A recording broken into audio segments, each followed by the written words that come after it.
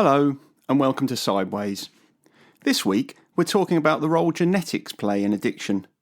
We'll find out what Martin has in common with the royal family, and why he had a habit, like someone else in his family, of running away. It's episode 15, Uncle Geoff. I forgot to offer you a flapjack. Did you? Yeah, well, you can offer me one at the end if you like. How about now? You try and speak with crumbs in your mouth. Not really, no. It wouldn't be totally conducive. You spit them over the computer. I'm looking forward to it at the end if they're good, any good, that is. Well, so anyway, go on. Where are we? What are we talking about? I wanted to talk to you really about the role of genetics. The role of genetics in addiction. Oh, I know it sounds. That sounds quite highbrow. I know it is. It sounds way too. Have you actually got anything to say on that? Not really. I'm working around it. I'm using a much lower. I've set the bar really low on this one. Okay, all right. Okay, good. So yeah, it is the role of genetics, but that sounds way more highbrow than what I'm actually going to talk about. But stop tapping. I like tapping. In fact, I didn't have a pen. If I'd forgot to bring my pen, I had to ask for one so I could tap it when I'm doing this. That sounds like an OCD. Oh, very much so. Very much so. Anyway, I wanted to talk about it because it comes up a lot in groups, and I know personally of within my family having an alcoholic uncle, which has, I don't know, I'll go on at the end of this or towards the end of this episode. I'll just talk about the actual figures, but it increases the chances of becoming an addict if you've got one in the family. Right. And we know that's very basic. I'll go on to the actual figures later on. But can that be for reasons other than genetics, though? Oh yeah, because it's learned behaviour as well, isn't it? Yeah, there's loads of things that make up an addict, and I don't want to sort of skip through to the end of my notes. Yeah, I'm trying to sort of. I know you are. Yeah, I'm trying to throw you off course. I can see what you're doing. If you spend a lot of time around someone who is an alcoholic, that is obviously going to have some sort of impact on you. It's going to, isn't it? Yeah. I mean, you had a big impact on me. I blame you for a lot of the difficulties I've had in my life. And that visit to Reading in 1982. In 82, well, yeah. You've just. I didn't really drink before that. No, I know, and I've not taken any responsibility for that because you've not drifted into addiction, have you? Since no, I've had difficulties in other areas of my life which I hold you responsible. Do you? For. Yeah. I don't know if you can actually allocate those to me, but I'm happy if it releases your burden. Yeah. Anyway, let's get back on track. Yes. Okay. You seem to have gone off the topic a little bit. Well, yeah. So you do that to me all the time, but I want to talk about particularly my uncle Geoff. Yeah. Okay. I don't think you ever met my uncle Geoff. You might have met him at my wedding. Yeah, I wouldn't remember. I was drunk. Yes, he was my mum's brother, and he was considered a wrong 'un in his day. I mean, he behaved badly, but I now sort of understand in retrospect what he was going through and why he acted so badly. I mean, I don't condone what he did. What sort of thing did he do then? Well, I certainly have empathy with some of his actions. He got up to a sort, and I think going back, I looked at it later on, and I know that my mum always said that their father dying when my Uncle Geoff was only 8, he always had trouble with that. Right. As you would. Yeah, absolutely. Yeah. And it had a massive impact upon him. But he put my grandma, my Gangan, as you know. You remember my grandma? I do remember Gangan very much. Yeah, which is... she used to call me Slipper. Did she? I liked her style, but Gangan... In fact, I noticed on the... I think it was on the news the other day that the royal family, some of the grandchildren of the Queen, called her Gangan. Really? So yeah. It's. I think I must have royal blood in me. Anyway, he put my grandma through an awful lot during his life. He went. I mean, he was an intelligent guy. That's the thing as well. I mean, he ended up at the Boys' Tech, which I also did as well at a later stage. So I've got a lot in common with the guy. Just going to the same school. Went to the same school and ended up an alcoholic. Your paths were inextricably linked. Well, I think anyone listening to this that also went to the Boys' Tech will also... They probably had trouble in their lives. Do you think so? Yeah. But anyway, I think some of the early stories, I remember my dad telling me and my mum telling me, my Uncle Geoff, he went AWOL from the army. Right. He was conscripted in and he just went absent. And it turned out he just went on the piss for a few days. Right. He was subsequently caught and put into a military jail. But looking back on it, he was running away from his problems. I think now I think perhaps had a little bit more sympathy with him because of he was having some sort of mental breakdown at that point, which is exactly what happened to me. As you probably recall, that I twice just absconded, just up and went missing for days. Yeah. And so I know what it feels like to get to that point where you really can't cope. You remember those times when you did that? Yeah. Do you remember what was going through your head in those moments? Yeah, I do. I remember thinking, I just need to escape. Was one of those the time that you went to Whitstable? I went to Whitstable on one occasion. I went to Wiltshire on another one. Did you only go to places beginning with W? Yeah. Look out West Wickham. I'm on my way. If I ever lapse again. Where does that sound again? Yeah, what's that? I don't know. You make me self-conscious. So I've got to get back on track again now. I did run away, and looking back, I can see why my Uncle Geoff did it, and he was castigated at the time, obviously. Yeah, but I feel like I haven't really got to the bottom of that. Oh, okay. I feel like I need to. Yeah. What were you trying to get away from? I was trying to get away from the constant stress that was in my life at the time. Right. I was having great trouble running my business. Yeah. I was having great trouble in my relationship. Yeah. Everything was compounding at that time. It was all coming in on top of me. Yes. And as an alcoholic, my coping mechanism was to drink more. Yeah. Which is quite tricky when I was drinking as much as I would. But the only way I could drink more would be to remove myself from society for a while and just could go on it 24/7 effectively. Yeah. So you had released yourself from all other expectation and demand. Yes. So you could really concentrate on escaping through drink. Yeah, I did. And I'll touch on it later on in another episode that I've already prepared. Oh, great. I have. It's called Nostalgia, and it does go into this a bit more. So I'll leave some We don't want to talk about nostalgia now, do we? No, we don't. That wouldn't work, would it? Wouldn't work. To talk about nostalgia in the past. There's all sorts of... Yeah, there's be a weird dynamic going on there. Yeah. But, so I will come back to that at another stage, if you don't mind. Fine, absolutely. But, so I understand that aspect of what he went through. And he ended up with his first marriage failing. Mm-hmm. And that was really down to his drinking and his related behaviour. He had a lovely wife, and he... the living with an addict, as you know, is just awful. Yes. I say as you know, but I know we talked about it in the past. Well, I've spent enough time with people who have either been addicts or have lived with addicts. Yeah, so I can. It's a big impact. See the peril that it creates. Okay, so at that point, his drinking was probably pretty getting into full swing. And in fact, he after his first marriage failed, he met another lady and. He didn't actually turn up for his second wedding. Oh no! I know he's crikey. Yeah, no, he jilted her at the altar. That's raw. I know, but again, I can probably understand that his coping mechanisms were still very much to the fore. So anything that came along a little bit stressy, he'd escape into the non-reality of drink. And it makes you wonder though what led him to the point where he decided it would be a good idea to get married again? I don't know. And bless his heart, he died at the age of he was just about 62 when he died, and that was a number of years ago. So I didn't get a chance. It'd be nice to speak to him now in retrospect to see exactly what he was going through, because I'm sure I would understand. Yeah. But he didn't turn up for his second wedding. He did eventually get married to the girl. But she gave him another chance after being stood up at the altar. I know. I remember on the day of the wedding. Were you there? Yeah, this is a bit off topic, but I wasn't actually at the church, no, because none of us were really invited. I think it was at the registry office, I remember rightly, so we weren't really invited at that point. I suspect he didn't really want to go through it, but he did, and he went through it for when they eventually got together, when she let him off, as it were. Mm. But I remember on the day of the first wedding, the first time, her parents turned up at our house looking for him. Because really? They thought he was hiding. She clearly didn't understand the relationship between my mother and him. It was so fraught, and the last thing that my mum would have done would be to hide her brother up like that, because they really didn't get on. Right. But it was, and again, this is the chaos. This is the chaos that is caused by addicts in the family. The ripple effect as well. Yeah, it is. Yeah.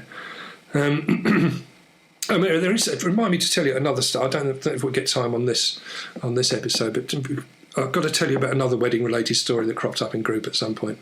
It's anyway. I'll get back to that. But yeah, my poor Uncle Geoff. I remember he had a gambling problem as well. So just to add to as if he didn't have enough going on. Yeah. And I remember.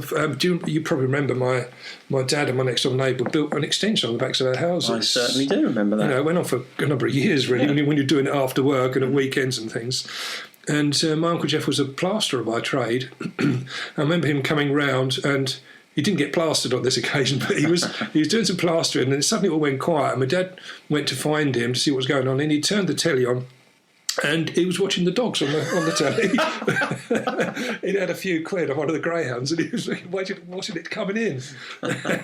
Which my dad, who had no time for anyone with any sort of addiction problems, he found that quite disturbing. But what did he do?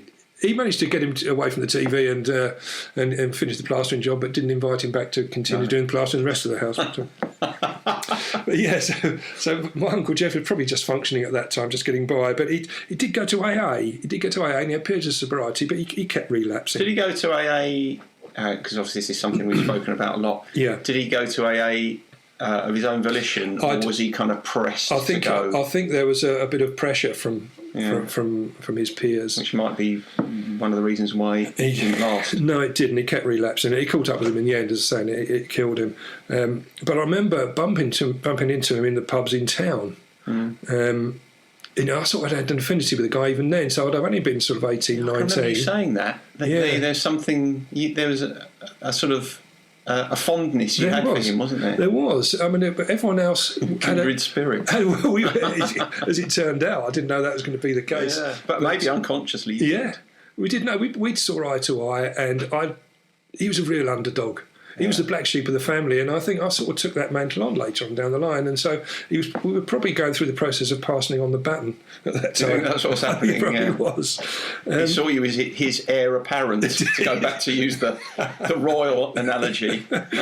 He did, but he liked the fact that I sat and had a drink with him, and probably drank too much even then. I remember him encouraging me, and he was drinking very quickly. Which I took that up later on, but he was drinking very quickly, and he was constantly putting another beer on the table, because he quite liked to sit and have company with me. And we talked about it in the past, we're drinkers like other drinkers around them. And so even though I was at a pretty tender age, he probably saw it in me. Yeah. But this fractious relationship he had with my mum, I mean, she didn't want him to come to my wedding, but I invited him along again, which was. Did that cause a bit of it did a little conflict? bit. Yeah, it did. But I liked him, and I thought I really wanted him there. And he didn't cause any issues. I mean, you'd remembered you were the best man at my wedding. You'd have remembered him if he'd caused any issues, wouldn't you? Yeah, I don't remember any No, issues, he wasn't. He was as good as gold. He sat in the corner and he was drank. he just drank. He was never an aggressive drunk. He just went into himself. I mean, as you know, he died in a pub. Yeah, which is fitting. Which is very fitting. End. Yeah, he died in what is now the Market House in what was called the Market House then in Maidstone there. And I always remember at his funeral, the vicar said that he died in surroundings in which he was comfortable, which and also he said, and he was a great lover of animals, which is he just liked the greyhounds, But vicars, they could. Did he like horses as well? He loved those. Yeah, vicars can put a real spin on this sort of thing, don't they? That wasn't in my notes. I just remembered that. But I thought it was quite. He loved animals. He loved the horses as long as they ran fast, presumably. Well, as long if he earned a little bit of money on them, they were his favourites. But that is great.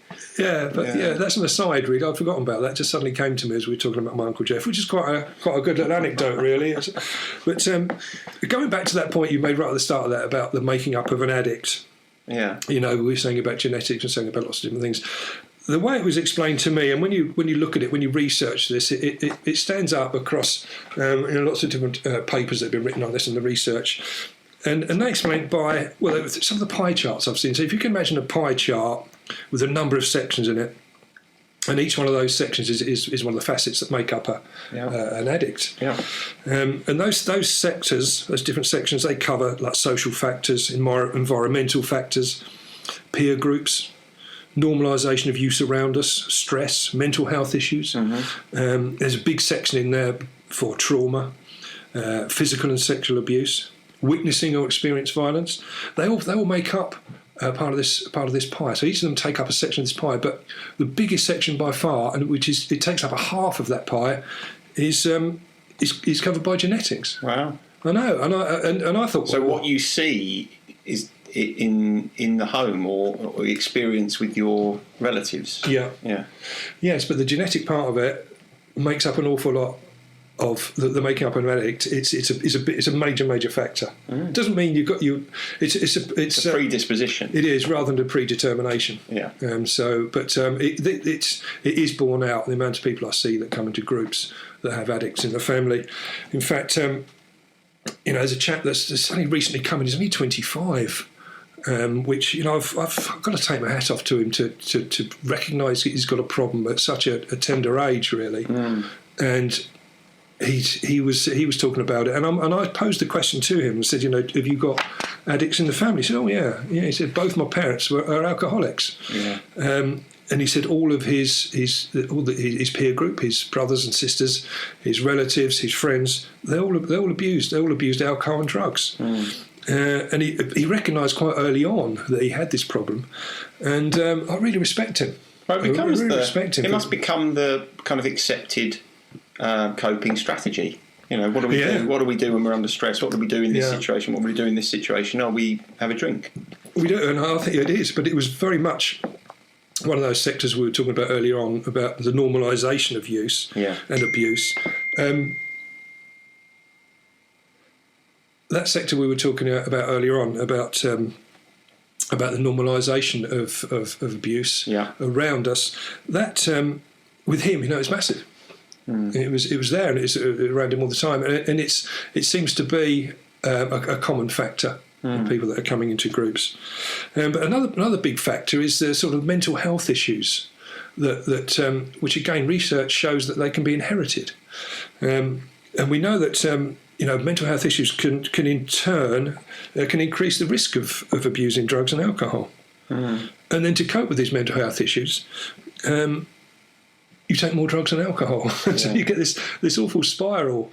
And I know that the problems that crop up in this basis. If you have a mental health issue that's been handed down to you, as it were, the chances of you having an addiction problems increases by up to 20 or between 20 and 50%. So again, it's a massive issue. So again, coming back to the to the topic at the top of the episode there about the role that genetics play in addiction, it's massive. Yeah.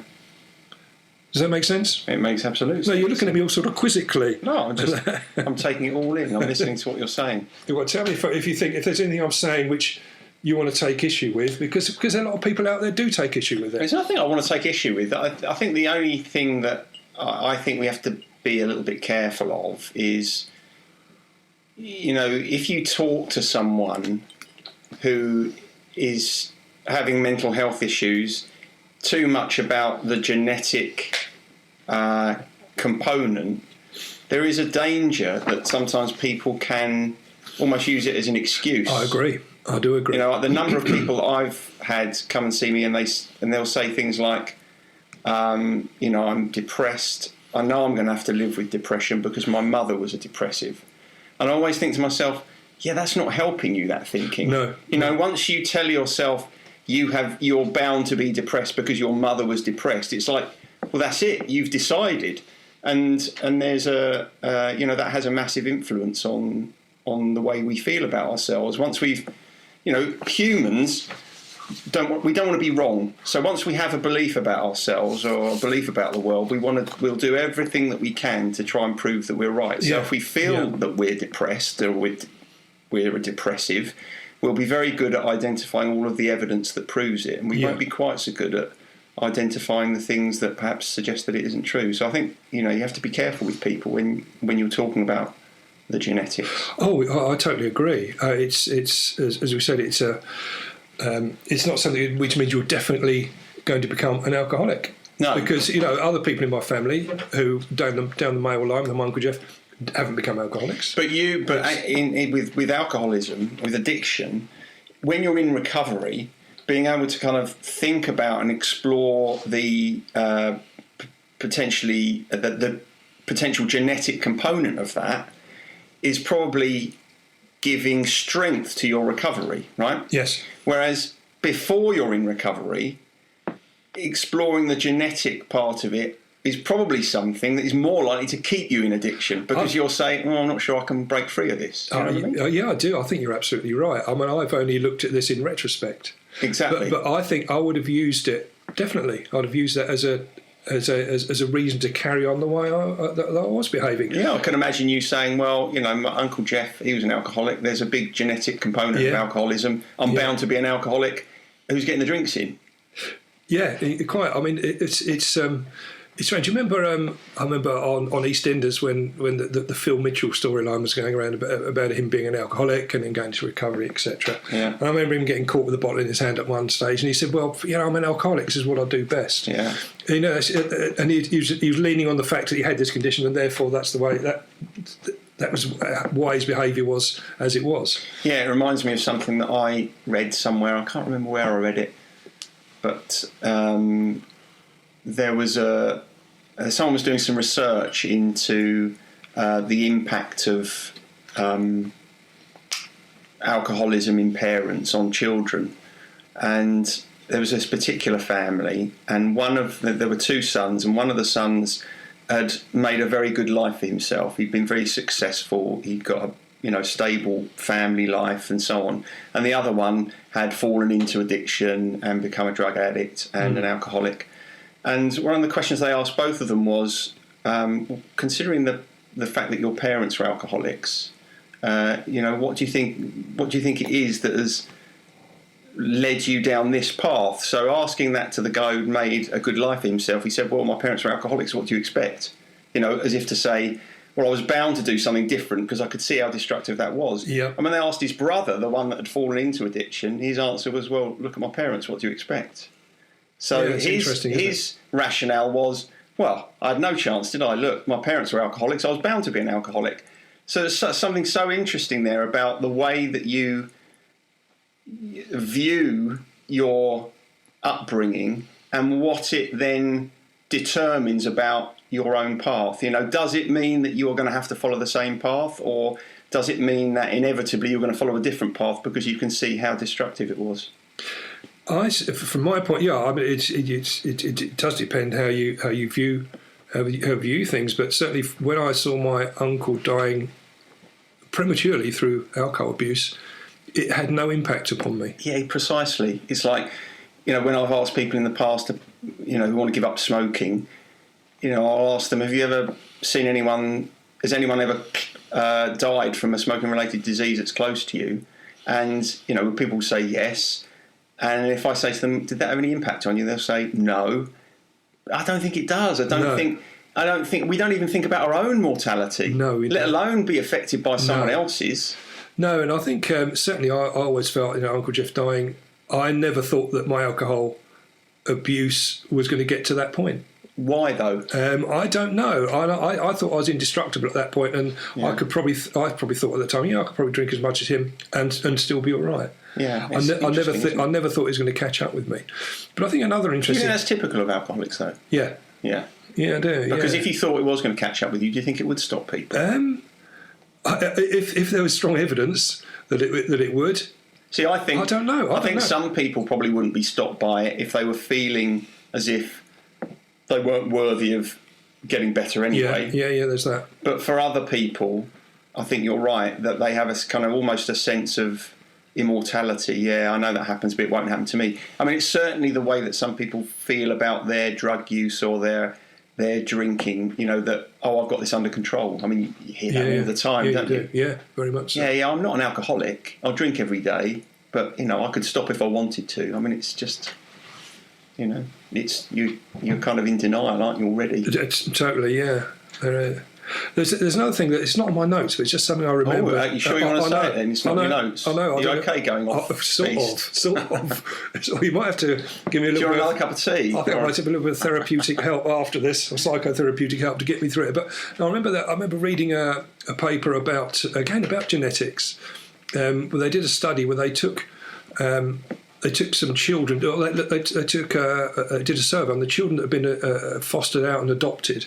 Now, a lot of these children had come from alcoholic and drug addict backgrounds. So the parents were addicts. They had the children taken away, which again I see all the time in groups, and then they've ended up being adopted by other parents.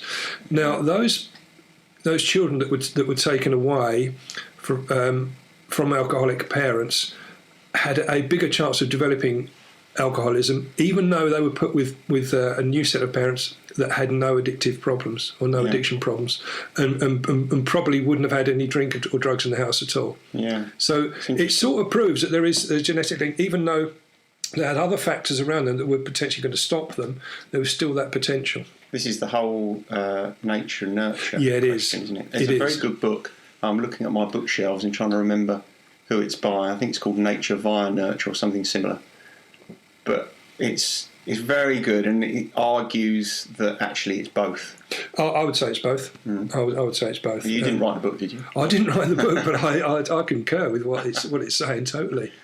Nature via Nurture, I think it's called that. I'll have a read. I'll have a read at that some point. But I think should we sort of raise our teacups to we can. I haven't got any left. To my Uncle Geoff. Yeah, I haven't got any. Well, I've got a little dreg there, which I suppose Uncle Geoff would probably be quite appreciative of, wouldn't he? He'd be pleased if this was a beer that I didn't have any left. He'd have swooped on that, mate. He'd have done some swooping. Yeah. Well, also we'll drink to Uncle Geoff. We won't say cheers because that's sort of associated with alcohol. But we'll say. What should we say? Isn't that the same thing? No. We'll just say, I'll get some flapjacks. Yeah. Okay, yeah. Cheers. I said cheers. I couldn't help it. See you next week. See you. Bye. Sideways was created by Graham Landy and Martin Pankhurst. If you want to read more about our work, visit grahamlandywellbeing.co.uk/sideways-podcast.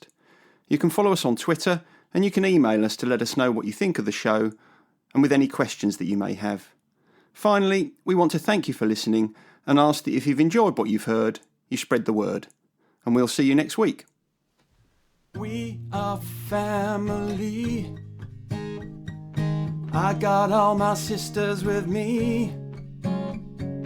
We are family. Get up, everybody, sing.